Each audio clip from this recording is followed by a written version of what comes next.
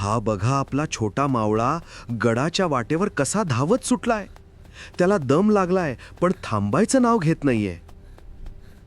आज काहीतरी मोठं घडणार आहे बरं का मुलांनो. ह्या शिवनेरीच्या दगडांना सुद्धा आज जाग आलीये. सह्याद्रीचा वारा त्याच्या कानात काहीतरी गुपित सांगून जातोय. तो त्याचे छोटे मुंडेस कसे नीट करतोय बघा. आजची रात्र त्यालाही काहीतरी वेगळीच वाटत आहे. तिथे बघा आपल्या लाडक्या मासाहेब जिजाऊ त्या खिडकीतून अंधाऱ्या दऱ्यांकडे बघत आहेत. डोळ्यात मात्र स्वराज्याचं एक सोनेरी स्वप्न. समईच्या वाती वाऱ्याने थोड्या थरथरतायत बघा. भिंतीवर मासाहेबांची सावली अगदी वाघासारखी दिसतीये. त्या शिवाई देवीला हात जोडून विनवत आहेत. आम्हाला रक्षण करता द्या असे त्या म्हणतायत. आज फाल्गुन वद्य तृतीयेची रात्र आहे. आकाशात चंद्रसुद्धा खाली वाकून बघतोय.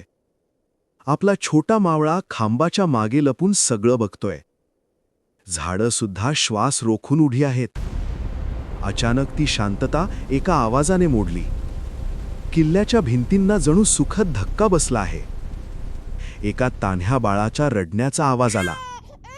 पण हा नुसता आवाज नाही, ही तर वाघाची डरकाळी आहे. आपल्या छोट्या मावळ्याच्या मनात आनंदाच्या उकळ्या फुटू लागल्या. भगवा झेंडा सुद्धा कसा डौलाने फडकतोय बघा.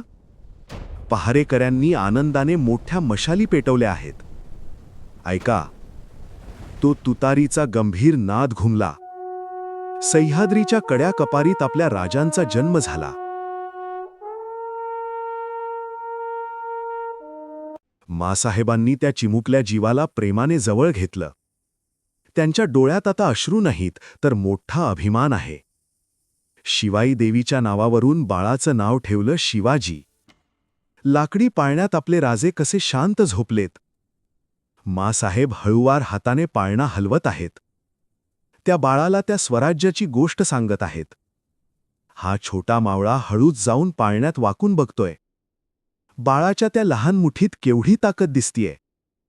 आता सूर्याची सोनेरी किरणे गडावर पडली आहेत. मराठ्यांसाठी खरोखरच एक नवीन सूर्य उगवला आहे मुलांनो. त्या छोट्या मावळ्यासारखं तुम्हालाही अंगात रक्त सळसळताना जाणवताय का?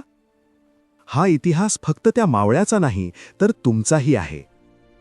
तुम्ही सगळे ह्या स्वराज्याचे मावळे बनायला तयार आहात ना?